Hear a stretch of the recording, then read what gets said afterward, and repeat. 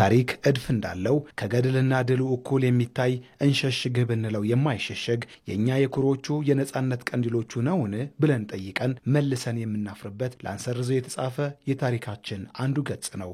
ባንዳነት ሀገር ከጥቅም ከዛሬ ብልጭልጭ በቀቢጸ ተስፋነት ከሚታለመው ስልጣን አትበልጥም ነው ውሉ። ኢትዮጵያ አይደለም ዛሬ ኢትዮጵያውያን ከሊቅ እስከ ደቂቅ አብረው ጠላትን አሳፍረዋል በምንልበት ግዙፉ አድዋ በኋላም በተከተለው የውጭ ወራሪ ቅዠት ሀገር ሻጭ ጥቅም አሳዳጅ የስልጣን ጥመኛ ባንዳዎችን አይታለች። ዳሩ ግን የሀገሬው ህብረት በለጠና ድሉን አይቀር ያደረገው እንጂ ዛሬም ይኸው ነው። የኢትዮጵያ ጠላቶች መተማመኛቸው እነኚሁ ከኛው ጉያ የወጡ ሆዳደሮች ናቸው። ኢትዮጵያ የአርበኞች ሀገር ነው።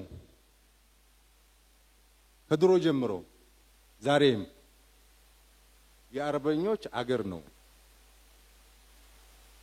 አርበኞች ናቸው አገር አቆይተው እዚህ ያደረሱት።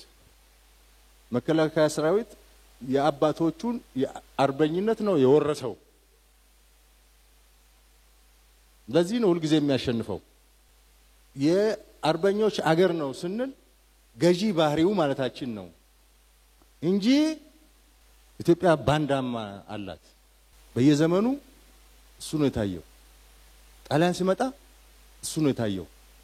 ዚያድ ባሬ ሲመጣ እሱ ነው የታየው። ግብጽ ሲመጣ እሱ ነው የታየው። ቱርክ ሲመጣ እሱ ነው የታየው። ደርቡሽ ሲመጣ እሱ ነው የታየው። ባዳውማ ባዳ ነው የባንዳው ገረመ እንጂ እንዲሉ አሳፋሪውን ሳያፍሩበት ግባቸውም ህልውናቸውም ኢትዮጵያ አይደለችምና መሽቶ በነጋ ቁጥር መጋዛቸውን ይዘው ይነሳሉ። በሚሰፈርላቸው ልክ ይገዘግዛሉ። ትላንት ለፓስታና መኮረኒ ብለው የአርበኞችን እንቅስቃሴ ለወራሪው አሳልፈው የሰጡ እንደነበሩት ዛሬም አሉ። ትላንት የተቀበረ የጦር መሳሪያ እያስቆፈሩ ለጠላት የሰጡ እንደነበሩት ዛሬም አሉ። ወትሮም አኩራፊና ጥቅመኛን ማማለልና ለዓላማው ማሰለፍ የጠላት ግልጽ ስልት ነው። እንግዲህ ከነበረው አስተዳደር ከአንዳንድ ጉድለቶች ጋር አያይዘው እንግዲህ በማንኛውም ጊዜ አገሩን የሚደግፍ ቡድን አለ፣ ግለሰብ አለ፣ አገሩን የሚቃወም። ስለዚህ እነዛን አቅጣጫ በመስጠት ገንዘብ በመስጠት መሳሪያም በመስጠት ሲያስፈልግ ራሳቸውም እየተሳተፉ እንግዲህ የውስጥ ግጭት ነው እየተባለ እንኳን በመናይበት ሰዓት የውጭ ዜጎችን እናያለን አይደል? ውስጥ ላይ ገብተው አርበኛን ለጠላት አስረክበው ጉርሻና ዱርጎ እንደተቀበሉት ያሉ ዛሬም አሉ። አረ እንዲያውም ጦራቸውን አዝምተው ከጠላት ወገን ተሰልፈው ኢትዮጵያን የወጉም ነበሩ። አገኝ ያሉትን ስልጣን ቀኝ ገዢ ሰጠን ብለው የቋመጡ ለጠላት ያደሩ ቀቢጸ ተስፈኞችም ነበሩ። የዛሬ ባንዳዎችም ከዚህ የተለየ ግብር የላቸውም። ኢትዮጵያን ክደው ለጠላት አሳልፈው የሰጡ ሆነው ሲወሱ ትግሉ የውጭውን በማማተር ብቻ እንደማይቀለበስ ግልጽ ያደርገዋል። ኢትዮጵያውያን ዘላቂ ጥቅሟንና ሰላሟን ለማናጋት ብሎ ከታሪካዊ ጠላቶቻችን ጋር የሚሰሩ የባንዳና የባዳ ጠላቶቻችን ጠንቅቀን እናውቃለን።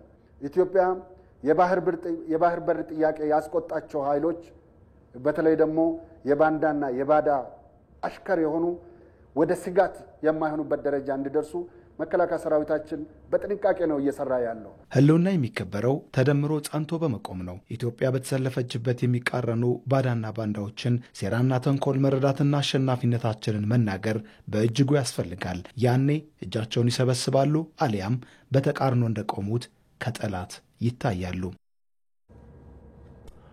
ተመልካቾች እዚህ ጉዳይ ላይ ነው የምንቆየው። እንግዶችን ጋብዘናል።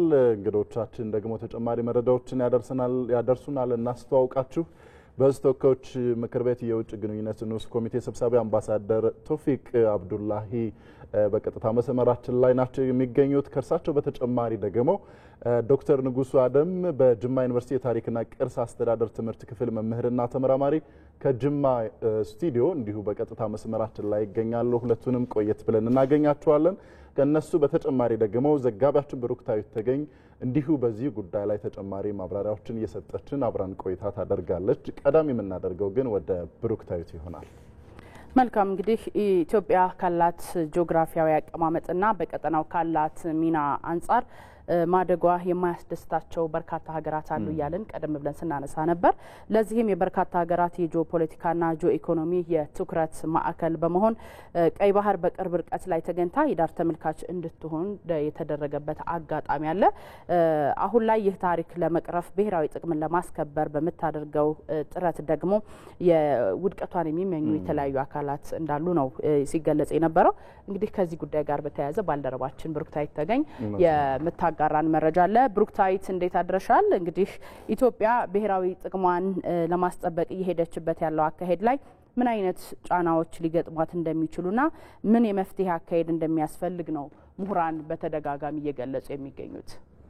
አመሰግናለሁ ሰናይትና አብዮት። እንደሚታወቀው ኢትዮጵያ ባለፉት በርካታ ዓመታት የተለያዩ ውስጣዊና ውጫዊ ጫናዎችን ስታስተናግድ ቆይታለች። እነዚህ ውስጣዊና ውጫዊ ጫናዎች ደግሞ ብሔራዊ ጥቅሟን እንዳታስጠብቅ በተለያዩ ጊዜያት እንቅፋት ሆነውባት ቆይቷል። በተለይ ውስጣዊና ውጫዊ ጫናዎች በስፋት ከታዩበት ጉዳይ መካከል አንደኛው ሁላችንም እንደምናስታውሰው ታላቁ የኢትዮጵያ ህዳሴ ግድብ ነው። የኢትዮጵያ ታላቁ ህዳሴ ግድብ እንዳይገነባ ወይም ደግሞ ግንባታው ከዳር እንዳይደርስ የተለያዩ ጫናዎች ሲደረጉ ነበር። ከጫናዎቹ መካከል አንደኛው በተለይ ለግንባታው ሂደት ግብአት የሚሆነው ገንዘብ ነው። ስለዚህ ያን የገንዘብ ድጋፍ ከተለያዩ የዓለም መንግስታት ኢትዮጵያ እንዳታገኝ የተለያዩ ጫናዎች ሲደረጉ ነበር፣ ክልከላዎችም ሲደረጉ ነበር። ኢትዮጵያውያን ግን በራሳቸው ገንዘብ ቦንድ በመግዛት በራሳቸው እውቀት በራሳቸው ጉልበት እንደሚገነቡት ሲታወቅ ደግሞ አልሆን ሲል ማለት ነው ወደ ጉዳዩን ወደ ጸጥታው ምክር ቤት በመውሰድ በነገራችን ላይ የተባበሩት መንግስታት የጸጥታው ምክር ቤት በዓለም ላይ ያሉ የሰላምና የደህንነት ጉዳዮችን ነው የሚመክረው አጀንዳም አድርጎ የሚወያየው። ነገር ግን በታሪኩ ለመጀመሪያ ጊዜ የውሃን ጉዳይ አድርጎ በጸጥታው ምክር ቤት ላይ የተለያዩ የኢትዮጵያን እድገት የማይፈልጉ አካላት እንደ ጉዳይ እንዲቀርብ በማድረግ የተለያዩ ጫናዎች ሲያደርግ ነበር። ነገር ግን ግድቡ እዛ ጸጥታው ምክር ቤት ላይ በመቅረቡ ብቻ የግድቡ ግንባታ ሂደት አልተቋረጠም። ኢትዮጵያውያን በጋራ በመሆን ዳር ለማድረስ በቅተዋል። እነዚህን ጫናዎች ደግሞ ለመከላከል የተለያዩ ስራዎች ሲሰራ ነበር። በተለይ ደግሞ ሁላችንም የምናስታውሰውና ሁላችንም ተሳታፊ የነበርንበት የኖሞር ወይም ደግሞ በቃ የሚለው እንቅስቃሴ ይታወቃል። በዚህ እንቅስቃሴ ኢትዮጵያውያን ከተለያዩ የዓለም ሀገራት ከተለያዩ የዓለም ጫፎች ኢትዮጵያ ላይ የሚደርሰው ጫና መቆም እንዳለበት የሚያትቱ የተለያዩ በተለይ ግድቡ የኔ ነው በሚል የተለያዩ ሎጎዎች ኢትዮጵያውያን እንትናቸውን ሲገልጹ ነበረ። እኔም እዚህ ጋር እየተመለከትኩት እንዳለሁት በተለይ ኢትዮጵያውያን ኖሞር የሚሉ መፈክሮችን በመያዝ የተለያዩ ሀሳባቸውን ወይም ደግሞ በዓለም ሀገራት ወይም ደግሞ የኢትዮጵያን እድገት በማይፈልጉ አካላት የሚደርሰው ጫና መቆም እንዳለበት ሲመሰክሩ ነበር። ነገር ግን ኢትዮጵያውያን ይሄንን ሁሉ ነገር አልፈው የህዳሴው ግድብ እውን እንዲሆን አድርገዋል። አሁንም ግን የህዳሴው ግድብ እውን ቢሆንም አሁንም እነዚህ ጫናዎች አልቆሙም። በተለይ አሁን ኢትዮጵያ ብሔራዊ ጥቅሟን ለማስጠበቅ እየሄደችበት ያለችው ወይም ደግሞ የባህር በር የማግኘት ይገባኛል ጥያቄን ደግሞ እያነሳች ኢትዮጵያ ትገኛለች። ነገር ግን የኢትዮጵያን ማደግ የማይፈልጉ አካላት አሁንም ይህንን ጥያቄ አሉታዊ ጫፍ ለማስያዝ የተለያዩ ጥረቶችን እያደረጉ ይገኛሉ። የኢትዮጵያ የቀድሞ የባህር ኃይል አባላትም ደግሞ ኢትዮጵያ እያነሳች ያለችው የባህር በር ይገባኛል ጥያቄ የመብት ጥያቄ የማደግ ጥያቄ ቢሆንም የኢትዮጵያን ግን ማደግ የማይፈልጉ አካላት ይህንን ጥያቄ አሉታዊ ጫፍ ለማስያዝ ጥረት እያደረጉ ነው የሚል ሀሳብ ሰጥተዋል። እስቲ የቀድሞ የባህር ኃይል አባላት የሰጡትን አስተያየት ተከታትለን እንመለስ። ሆስታይል የሆኑ ጎረቤቶች ካሉ ያንንም እንዳንጠቀም ይችላሉ። ምክንያቱም የዓለም አቀፍን ሕግ ሁልጊዜ ጉልበትም ትንሽ ይፈተዋል። ሁሉም የሚነዳው በአንድ በኩል ነው። ኢትዮጵያ ወደ ባህር እንዳትመጣ ነው። በፊት ግድብ ነበር፣ በግድቡ ጉዳይ አልቋል አሁን። ስለዚህ አሁን የባህሩን ጉዳይ ያው ከግድቡ ወደ ወደቡ ተብሎ የለም አሁን እንዲሁ አነጋገር በዛው ውስጥ ይሄ ነገር ከመጣ አሁንም ይሄንን ነገር ተግባራዊ ታደርገዋለች ከሚል ተራ ምቀኝነት የተነሱ ካልሆነ በስተቀር ወደብን በጋራ ብንጠቀመው ባህር በር ላይ ሴኩሪቲያችንን በጋራ ብናደርግ የምንችልበት ሰፊ ሜዳ ነው ያለው። ኢትዮጵያ የባህር በር በቀጠናው ትልቅ ሚና ልትጫወት የምትችል ሀገር እንደሆነች በጣም ተሰሚነት ያላት በጣም ብዙ ሕዝብ ያላት ሀገር እንደሆነች ስለሚታወቅ ነው እና በወቅቱ ያልተፈለገም የባህር በሩም በኢትዮጵያ ክልል እንዳይካለል ተደረገ። ትልቁ ሚና ግን ሲጫወቱ የነበሩት የኢትዮጵያን እድገት የማይፈልጉ ኢትዮጵያን ትልቅነት የማይፈልጉ ሀገራት ናቸው እና ትልቁ ነገር ምንድነው የኢትዮጵያን እድገት የኢትዮጵያን ታላቅነት በቀጠናው ያላትን ተሰሚነት ከጥንት ታሪኳ ጀምሮ ለነጻነት ያደረገችውን ተጋድሎ ስለሚታወቅ ሽንፈትም የቀመሱ ሀገሮች በተለይ እንደ ግብጽ አይነት ሀገሮች ናቸው ድጋፍ አድርገው ኤርትራ እንድትገነጠል ከበስተጀርባ ሆነው እና በተለያዩ በገንዘብም በሳቦታጅም በተለያዩ ሂደቶች ይህንን የባህር በር እንድናጣ የተደረገው። ኢትዮጵያ አሁን እያነሳች ያለችው የባህር በር ይገባኛል ጥያቄ የመብት ጥያቄ ሆኖ ሳለ ነገር ግን የተለያዩ ጫፎችን ለማስያዝ የሚጥሩ አሁንም አካላት አሉ። በተለይ ደግሞ እነዚህ አካላት የሚጠቀሙበት ሜተድ ወይም ደግሞ ስልት ምንድነው? ሀገር ውስጥ ያሉ የተለያዩ የሰላምና የደህንነት ጉዳዮች ላይ ጣልቃ በመግባት የሰላምና ደህንነት ጉዳዮችን በማራገብ የኢትዮጵያ መንግስት ጉዳዩን ከባህር በር ጉዳይ አንስቶ ወደ ሌሎች ጉዳዮች ወይም ደግሞ ወደ ሌሎች አጀንዳዎች ሀሳቡን ወይም ደግሞ አጀንዳውን ሽፍት እንዲያደርግ የሚደረጉ የተለያዩ ጥረቶች አሉ። ነገር ግን ይህ ጥረት እንደማይቀጥል አሁንም ኢትዮጵያውያን በጋራ በመቆም ይሄንን ጥያቄ ኦን እንደሚያደርጉት ይታመናል ይታሰባልም። በተለይ ደግሞ ይህ ጥያቄ ከመብት ጥያቄነት ባሻገር ኢትዮጵያ በቀጠናው ላይ ያላትን ተሰሚነት ከፍ የሚያደርግ እንዲሁም ደግሞ ኢኮኖሚያውን ለማሳደግ ወሳኝ ጉዳይ እንደሆነ ይታወቃል። በተለይ ደግሞ የባህር በር በማጣታችን ባለፉት 30 ዓመታት በጣም ብዙ ነገር አተናል። የውጭ ንግድ ገበያዋ ላይ ከፍተኛ ተጽዕኖ አሳድሯል። ስለዚህ ይህንን ለመመለስ ወይም ደግሞ በ30 ዓመት ውስጥ ኢትዮጵያ የባህር በር ቢኖራት ኖሮ አሁን ካለችበት የእድገት ፍጥነት በተሻለ መልኩ ማደግ የምትችል በአፍሪካ ተወዳዳሪ ኢኮኖሚ ካላቸው ሀገራት ተርታ የምትሰለፍበት እድል ነበር። ነገር ግን በታሪክ ስህተት ምክንያት ይህንን አተናል። ነገር ግን ታሪክ ያጠፈውን ስህተት ታሪክ ደግሞ መልሶ ያቃናዋልና አሁንም የተለያዩ ጥረቶች እየተደረጉ ነው። የኢትዮጵያ ጠቅላይ ሚኒስትር አብይ አህመድም ኢትዮጵያ ካሁን በኋላ የባህር በር ጥያቄዋ እውን የማይሆንበት ምንም አይነት ምክንያት የለም ሲሉ ተደምጠዋል። እስቲ ይህንንም ሀሳብ አድምጠን እንመለስ። ሚሊዮን % እርግጠኛ ነኝ ኢትዮጵያ ተዘግታ አትኖርም። ማንም ፈለገም አልፈለገም ቀይ ባህርን ኢትዮጵያ ለማጣት 30 ዓመት ከዚያ በላይ የወሰደ ትግል ነበር። ታውቃላችሁ። በ30 ዓመት ትግል ውስጥ በብዙዎች ርብርብ ነው ኢትዮጵያ ያጣችው። ሌላ 30 ዓመት ያስፈልጋታል ብዬ ግን አላስብም። በተረጋጋ መንገድ በሰከነ መንገድ በውይይት መሄድ በጣም አስፈላጊ ነው። የፈለገ ብንወያይ ግን ለማጣት የፈጀብን 30 ዓመት ለማግኘት ይፈጅብናል ብዬ ግን አላስብም። ኢትዮጵያ ካደገች ብሎ የሚሰጉ ሰዎች ደግሞ አሉ። ሀገራት ኢትዮጵያ ኦልሬዲ ትልቅ ናት እኮ። የት ነው የምታድገው? በአፍሪካ ሁለተኛው ትልቁ ፖፑሌሽን እኮ ናት። በዓለም እኮ 10ኛዋ ናት። ትልቅ ናት ኢትዮጵያ። በየዓመቱ ሀገር እየጨመረች ትልቅ የሆነች ሀገር ካደገች ምን ትሆናለች ከተባለ ካደገች ታግዛለች። ሌላ የምታደርገው ነገር የለም።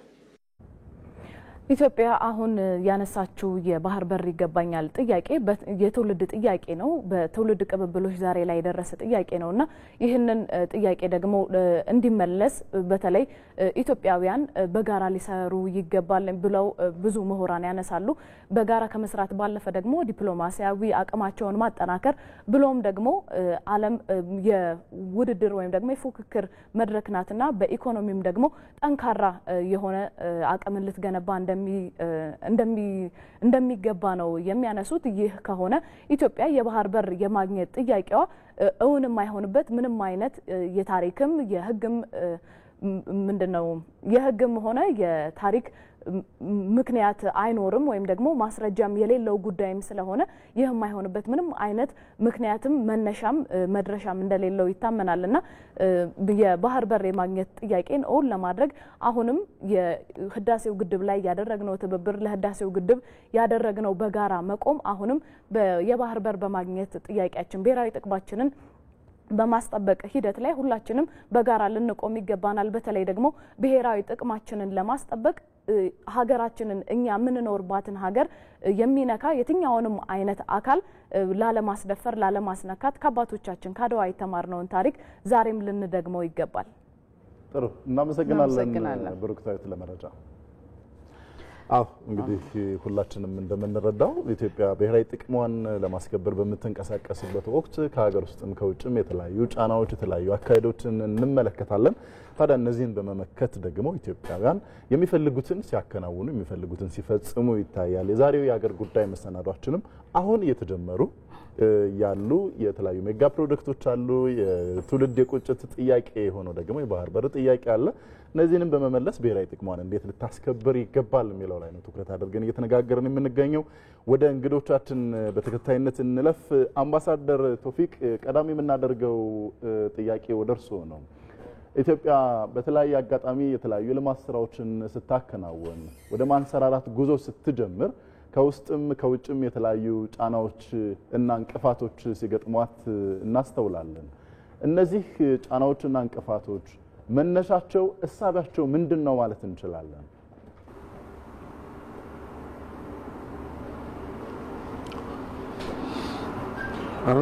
አመሰግናለሁ።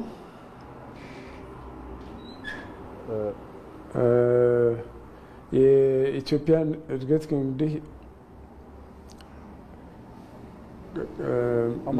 ከጥንት ጀምሮ ብናየው አባይን አቤት ካልተሰማውት ምናልባት ኢትዮጵያ በታሪክ እንግዲህ የተለያዩ ልማት ስራዎችን ስታከናውን ወደ ማንሰራራት ጉዞ ስትጓዝ የተለያዩ የፕሮጀክቶችን ለመፈጸም ስትጥር እንቅፋቶች ገጥሟታል። ከውጭም ከውስጥም የተለያዩ ጫናዎች ሲደርሱባት እናስተውላለን እና እነዚህ መነሻቸው ምንድነው ማለት እንችላለን? መነሻቸው ምንድነው? ዋናው አመሰግናለሁ ለጥያቄ። መነሻው ዋናው ኢትዮጵያ በተለይ ከአባይ ውሃ ጋር ከአባይ ወንዝ ይጀምርና ይህንን የአባይ ወንዝን መነሻ ለመቆጣጠር ግብጾች በተለያየ ጊዜ ብዙ ሙከራዎች አድርገዋል። በተቻለ መጠን ይህንን ለእጃቸው ለማስገባት ብዙ ጦርነቶች አካሂደዋል። በአንዱም አላሸነፉንም፣ እኛ ነን የረታናቸው። ግን ከዛ በላይ ምንድነው ኢትዮጵያን እድገት ኢትዮጵያ አድጋ በሁለት እግሯ መቆም እንዳትችልና የበለጠ ተጠቃሚ የምትሆንበትን መንገዶች ከፍታ የኢትዮጵያን ከፍታ ስለማይመቻቸው የተለያየ አሻጥሮች ሲሰሩብን ነበረ። አሁንም እየሰሩብን ነው ያለው እና መነሻው ዋናው ምንድነው ኢትዮጵያ ደካማ ሆና እነሱ በሚፈልጉት መልክ ጠምዝዘው እጃችንን ጠምዝዘው የሚፈልጉትን ለማስፈጸም የሚያደርጉት እኩይ ተግባር ነው። መልካም አምባሳደር፣ በተለያየ ሁኔታዎች ይህን ማስረዳት ይቻላል። እንመለሳለን። አምባሳደር፣ ወደ ዶክተር ንጉሱ አደም ነው የምናልፈው። እንግዲህ ቀደም ብለን አምባሳደር ሲያነሱት የነበረውን ጥያቄ ነው ለእርስዎም የምንደግመው። በተለያዩ ጊዜያት የነበሩ ከውስጥም ከውጭም የነበሩ የተለያዩ ተጽዕኖዎች የኢትዮጵያን የማደግ ተስፋ ምን ያህል አዳክመውታል ማለት እንችላለን? አመሰግናለሁ። እንግዲህ እንደሚታወቀው ኢትዮጵያ በተደጋጋሚ በታሪክ የውስጥና የውጭ ጫናዎች ከሚደርሱባቸው ሀገሮች መካከል ናት። ለዚህ ደግሞ ዋና ዋና ምክንያቶች አሉ። ከነዚህ ዋና ዋና ምክንያቶች መካከል ጂኦግራፊያዊ ብለን የምንገልጸው ምክንያት አለ፣ ጂኦፖለቲካዊ ብለን የምንገልጸው ምክንያት አለ። ሌላኛው ደግሞ ከዓለም ስርዓት ጋር ከዓለም ሲስተም ጋር የተቆራኘ ነው።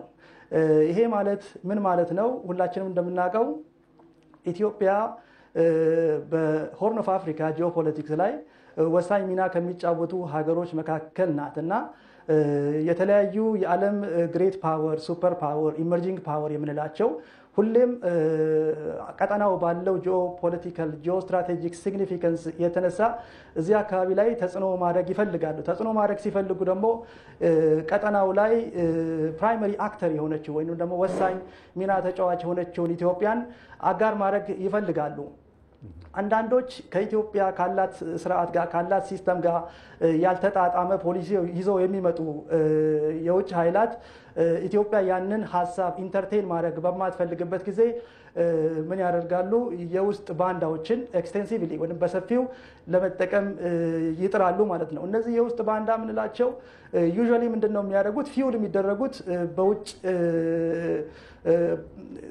ኃይላት ነው ወይም በውጭ የራሳቸው ፍላጎት ባላቸው አክተሮች ነው እንትን የሚደረጉት ወይም ሰፖርት የሚደረጉት ወይም ፊውል የሚደረጉት። ሁላችንም እንደምናውቀው ይሄ የሆርን ኦፍ አፍሪካ ጂኦፖለቲክስ የሶስት ኮንቲኔንቶች መገናኛ ነው። አፍሪካ፣ ኤሽያ እና አውሮፓ የሚገናኝበት ነው። ሁለት ትልልቅ የዓለም ውቅያኖሶች የሚገናኙበት ነው በሬድ ሲ በኩል ማለት ነው። ሜዲትራኒያን ሲ እና ኢንዲያን ኦሽን። ከጥንት ጀምሮ ይሄ ተደጋጋሚ የሆነ ጫና የሚመነጨው ከዚህ ከጂኦፖለቲካል ፖዚሽን የሚመነጭ ነው። ሌላኛው የዓለም ስርዓት ይሄንን የውጭና የውስጥ ጫና የዓለም ስርዓት ሼፕ ያደርገዋል። አንዳንዴ ረገብ ይላል፣ ሌላ ጊዜ ደግሞ ጠንከር ይላል። ይሄ መርገብ እና መጠንከር የሚመነጨው የዓለም ኦርደር አንዳንዴ ብሮክን ሲሆን፣ አንዳንዴ ደግሞ ኮላፕስ ሲሆን እነዚህ ከፍተኛ ጫና ከሚያደርሱብን ሀገሮች መካከል ኢትዮጵያ አንዷ ናት ማለት ነው። ይሄንን እንዴት ኤግዚት ማበጀት ይቻላል የሚለው ላይ ለምሳሌ በምንመጣበት ጊዜ ይሄ ተለዋዋጭ የሆነ ጂኦፖለቲካል ላንድስኬፕ ያለው ሆርን ኦፍ አፍሪካ ላይ እንደመገኘታችን ፖሊሲዎቻችን በአግባቡ ያንን አድሬስ የሚያደርጉ ፖሊሲዎቻችን ያንን በአግባቡ ማኔጅ ማድረግ የሚችሉ መሆን መቻል አለበት። በተለይ እዚህ ቀጠና ላይ የሚፈጠረውን ችግር በአግባቡ አድሬስ ለማድረግ ችግሩን ከስሩ መንቀል አይቻልም። ምክንያቱም ኢንተረስቱ መልቲፕል ነው። መልቲፕል ኢንተረስት ዊዝ መልቲላየር አክተርስ ስላሉበት ችግሩን እንዴት ማኔጅ ማድረግ እንችላለን፣ ችግሩን እንዴት ማስተዳደር እንችላለን የሚለው ላይ ሰፋ ያለ ግንዛቤ መውሰድ ያስፈልጋል። ከዛ ባለፈ ትውልዱ ደግሞ ምን ማድረግ አለበት? ኮንቴክስቱን መረዳት አለበት ብዬ አምናለሁ። ኮንቴክስቱንም ለትውልዱ መግለጽ፣ ማሳወቅ፣ ማስገንዘብ ያስፈልጋል ብዬ አምናለሁ። ጥሩ ዶክተር፣ እንመለሳለን። አምባሳደር ወደ እርስዎ ነው የምንመጣው። እንግዲህ ኢትዮጵያውያን በታሪክም ቀደም ሲልም እናንተም ስታነሱት ነበረ የተለያዩ ጫናዎች፣ የተለያዩ ጣልቃ ገብነቶች በውጭ ሀገር ባዳዎች ሲደርስባት እንደነበረ እያነሳን ነበር። ይሄ ደግሞ በሀገር ውስጥ ባሉ አካላትም የሚደገፍ ሀሳብ እንደሆነ እና የተለያየ ድጋፍም እንደሚያገኙ ነው ታሪክም የሚነግረን እና በምን አይነት መልኩ ነበር በተለይ ለውጭ ባዳዎች የሀገር ውስጥ ባንዳዎች ድጋፍ ያደርጉ የነበረው? መገለጫው ምን ይመስላል የሚለውን እናንሳው። በብዙ መልኩ መግለጽ ይቻላል። መጀመሪያ ብናነሳ አሁን ለምሳሌ ኤርትራን መገንጠል ያስተባበሩት የደገፉት ግብጾች ናቸው። የኤርትራ ነፃ አውጪ ሬዲዮ ጣቢያ ግብጽ ቀደም ብሎ ነው የጀመረው።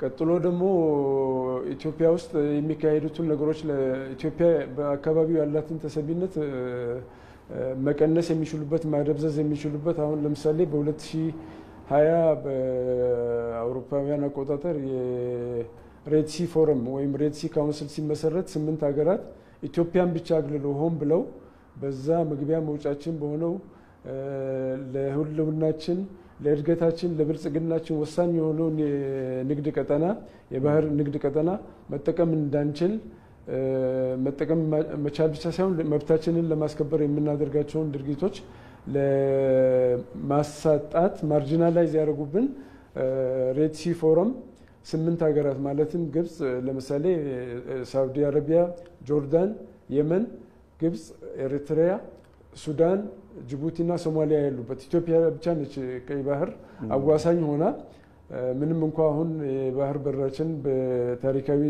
ስህተት ያጣን ብንሆንም እኛ ቀይ ባህር ለኛ ወሳኝ የሆነ የንግድ ቀጠና ነው፣ የባህር ንግድ ቀጠና ነውና መውጫ መግቢያችን ነው። ከዛ እንድንርቅ አድርገዋል።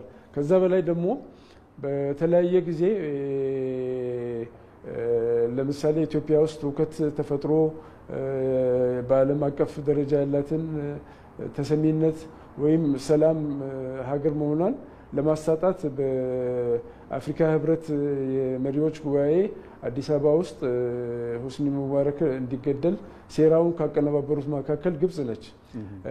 አራተኛ ደግሞ አሁን በሰላም አስከባሪነት እኛ ለሶማሊያ ለአካባቢው ለምናደርገው ያደረግነው አስተዋጽኦ ቀላል ሆኖ ሳይሆን ትልቅ ቦታ የሚሰጠው ሆኖ ሳለ እኛን ከዛ ለማስወጣት የሚያደርጉት ጥረት ሁሉ እነዚህ ሁሉ በአካባቢው ያለንን ተሰሚነት በአካባቢው ያለንን የፍላጎታችንን የማጽረስ ሂደቶች የሚያኮላሹና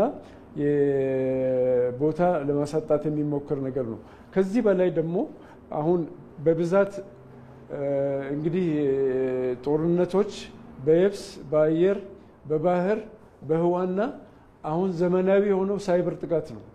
ሳይበር ጥቃት እንግዲህ ዲጂታል ቴክኖሎጂን ተጠቅመው ነውና በኢንሳ ኢንፎርሜሽን መረብ ደህንነት ኤጀንሲ የነበረው አሁን አስተዳደር የሆነው በዚህ በ3 ዓመት በ2018 መጀመሪያው ሩብ ዓመት ማለት ከሐምሌ ነሐሴ መስከረም 13100 በላይ ጥቃቶች ነው የደረሱብን። ይሄ ጥቃቶች የኢነርጂ ሴክተሮቻችንን ግድባችንን በተለይ ግድባችን የሚመረቅበት ታላቁ ግድባችን የሚመረቅበት አካባቢ ስለነበረ ይህንን ለማበላሸት ይህንን ለማዘግየት ለአደጋ ለመጣል ያልሞከሩት ነገር የለምና አንዱ የበዛውም ምልክት ይሄ ምልክት የሚያሳየን በዚህ ወቅት ብዙ ይጥሩ እንደነበረ ነው። ከዚያ ውስጥ ከነዚህ ጥረቶች ውስጥ እጅግ ትልቅ አደጋ ሊያደርሱ የሚችሉ በፋይናንስ ተቋማት፣ በኢነርጂ፣ በሆስፒታሎች፣ በመንግስት አገልግሎት መስጫ ድርጅቶች በሙሉ ሊያደርጉት ከነበሩት 97 በመቶ ማክሸፍ ችለናል። ስለዚህ ያላደረጉት ያልጣሩት ነገር የለም። በሌላ በኩል ደግሞ አገር ውስጥ የነሱን ለግል ጥቅማቸው ያደሩ የዋሉን ለራሳቸው ጥቅም ለማስተባበር የሚያደርጉላቸው ድጋፍ የሚያደርጉላቸው በመሳሪያም ይሁን በፖለቲካም ይሁን ድጋፎች ባንዳዎቻችን እየተጠቀሙ ነው ማለት ነው። ስለዚህ ግብጾች አንድ ጊዜም ተዘናግተው አያውቁም። ኢትዮጵያን በማጥቃት ወደ ኋላ ብለው አያውቁም። አሁን ደግሞ እንደምናየው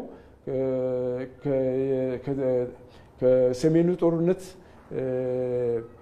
ትምህርት ያልተማሩ የአዛውንቶች የቲፒኤልኤፍ ቡድኖች ጋር አብረው ሆነው ተመሳጥረው እንደገና ኢትዮጵያ ላይ ወረራ ለማድረግ በዝግጅት ላይ እንዳሉ እናውቃለንና በእነዚህ ጉዳዮች ይገለጻል ብዬ አስባለሁ።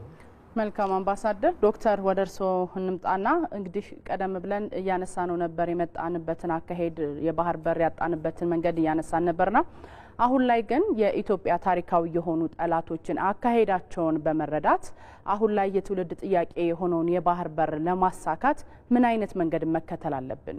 አጠር አድርገን ካለን ሰዓት አንጻር። እሺ፣ በጣም አመሰግናለሁ። ምንድነው የባህር በር ያጣንበትን እስኪ ከሂስቶሪካል ፐርስፔክቲቭ እንየው። ለመጀመሪያ ጊዜ ኢትዮጵያ የባህር በር ያጣችው በ1557 እንደ አውሮፓውያን አቆጣጠር ነው፣ በገላውዲዮስ ዘመን። ይሄ የሆነው በኦቶማኖች ነው። ያ ዘመን ማለት የዓለም ስርዓት የተቀየረበት ነው። ከዛ በኋላ በ19ኛው ክፍለ ዘመን መጨረሻው ኳርተር አካባቢ በ1885 የባህር በሩ ለማን ተሰጠ? ጣሊያን ተሰጠ። ያ ዘመን ማለት እንደገና ምንድነው በዘመኑ አጼ ዮሐንስ የባህር በር ለማግኘት ጥረት ሲያደርጉ የነበረበት ነው። ያ ዘመንም እንደገና የዓለም ስርዓት የተቀየረበት ነው። ኮሎናይዘሮች ኤክስቴንሲቭሊ ወደ አፍሪካ የመጡበት ነው። ከዛ ቀጥሎ ከሁለተኛ ዓለም ጦርነት በኋላ ተመልሰን ባደረግነው የዲፕሎማሲ ጥረት የባህር በር ለማግኘት ጥረት አድርገን ተሳክቶልናል። ያም የሆነው እንደገና የዓለም ስርዓት በተቀየረበት ወቅት ነው። ከዛ በኋላ በ1991 እንደ አውሮፓውያን አቆጣጠር ኤርትራ ከኢትዮጵያ ስትነጠል የባህር በር አጣን። ኢሌጋል በሆነ ፍትሃዊ ባልሆነ ኢሞራላዊ በሆነ መንገድ ታሪካዊ ቅርሳችንን፣ ታሪካዊ ሀብታችንን፣ ታሪካዊ ተጠቃሚነታችንን ለዓለም ያለን አስተዋጽኦ በፖለቲካ በተለያየ መልኩ ያንን ዲናይ በማድረግ የባህር በር እንድናጣ ተደረገ። 1991 ቀዝቃዛው ጦርነት ሲያበቃ የዓለም ስርዓት ሲቀየር ማለት ነው። ስለዚህ አንዳንድ ጓደኞቼ ይጠይቁኛል፣ አሁን የባህር በር ማንሳታችን ትክክል ነው ወይ? የስ ትክክል ነው። ምክንያቱም አንደኛ ታሪካዊ ቅርሳችን ነው። ቀይ ባህር የኛ ቅርስ ነው። ወደ ወደብ ማግኘት መብታችን ነው። ያጣነው ደግሞ የዓለም ስርዓት ሲቀየር ነው። አሁን አንድ ነገር ሰርኩሌት እያደረገ ነው። ሁላችሁ እንደምታውቁት ዓለም በስርዓት ለውጥ ውስጥ ሂደት ውስጥ ናት ያለችው። ስለዚህ በዓለም ስርዓት ያጣነውን የባህር በር ዓለም ስርዓት ሊቀየር ስለሆነ ማግኘት መብት አለን ማለት ነው። ስርዓት ስለተቀየረ ብቻ አይደለም የማግኘት መብትም ስላለን ነው። ሂስትሪ የሚያሳየን ባጭሩ ይሄንን ነው። መቼ የባህር በር አጣን፣ መቼ ያገኘን፣ መቼ አጣን፣ ዳይናሚክሱ ስናየው በዚህ ዳይናሚክስ ውስጥ ነው ያለፍነው። ስለዚህ የባህር በር ማግኘታችን ትክክል ነው፣ ፍትሃዊ ነው፣ መብታችን ነው። ሂስቶሪካል ሄሪቴጃችንን ነው ክሌም ያደረግነው እንጂ የሌላን ሰው ሀብት አይደለም ክሌም ያደረግነው። ኢፍትሃዊ በሆነ መልኩ ያጣነውን የባህር በር ለዛ ነው አንዳንድ የዓለም ሀገራትም አሁን ኢትዮጵያ ሪኮግናይዝ እያደረጉ ነው። ምክንያቱም ኢፍትሃዊ በሆነ መልኩ ነው የባህር በራችንን ያጣነው። ስለዚህ ይህንን ነው ማለት የምችለው። ጥሩ። በህዝብ ተወካዮች ምክር ቤት የውጭ ግንኙነት ንዑስ ኮሚቴ ሰብሳቢ አምባሳደር ቶፊቅ አብዱላሂና ዶክተር ንጉሱ አደም በጅማ ዩኒቨርሲቲ የታሪክና ቅርስ አስተዳደር ትምህርት ክፍል መምህርና ተመራማሪ በቀጥታ መስመር ላይ ተገኝታችሁ ለሰጣችሁን ሰፊ ማብራሪያ እናመሰግናለን። መልካም ቀን እንዲሆንላችሁ ተመኘን። አንድ ነገር ብቻ ብትፈቅድልኝ። እሺ፣ ባጭሩ አምባሳደር በአንድ ደቂቃ። ሳይበር አታክል ማለት የሳይበር ዋርፌር ማለት ሳይበር ዋርፌር በ1998 ዓመተ ምህረት ነው ኢትዮጵያ የኢንፎርሜሽን መረብ ደህንነት ኤጀንሲ በሚል የተጀመረውና ያን ጊዜ ይህንን መስራችም ጠንሳሽም የሆኑት የአሁኑ ጠቅላይ ሚኒስትራችን ዶክተር አብይ አህመድ ናቸው። በዚህ ሳይበር ዋርፌር ሀገራት ማን መቼ ጥቃት እንደሚያደርስ በማይታወቅ ውስጥ ለውስጥ የሚሰራ ያንን ሁሉ መመከት የምንችልበት ብቃት ያለው ደረጃ አሁን መድረሳችን በጣም እድለኞች ነን። ያኔ ባንጀምር ኖሮ እስካሁን በብዙ ነገሮች ጥቃቶችን መከላከል የማንችልበትና ብዙ ጉዳቶች ይደርሱብን ነበርና ይህን ህብረተሰባችን ሊያውቅ ይገባል ብዬ ነውና አመሰግናለሁ። እናመሰግናለን።